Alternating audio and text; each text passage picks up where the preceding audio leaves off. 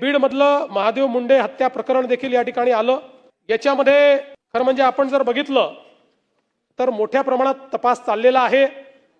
आतापर्यंत तंत्रज्ञानाचा वापर करून मिळालेल्या माहितीचं विश्लेषण करून 196 इसमांकडे विचारपूस केली आहे। मय्यत याचा पैशाचे देवाणघेवाणीवरून कुठे वाद झाला होता का याबाबत 83 साक्षीदारांकडे तपास केलेला आहे। जे काही मोबाईल क्रमांक आलेले आहेत, मेल किंवा त्यांच्या याच्यावर सेव्ह आहेत, 286 लोकांकडे तपासणी केलेली आहे।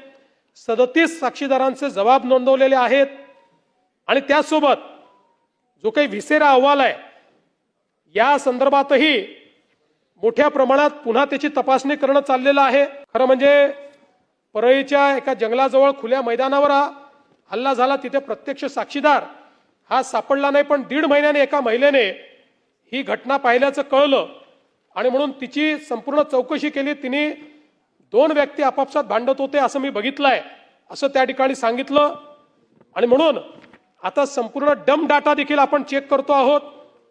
जवळपास 150 नंबरचा डम डाटा हा त्या ठिकाणी चेक करण्याचं काम चाललेलं आहे।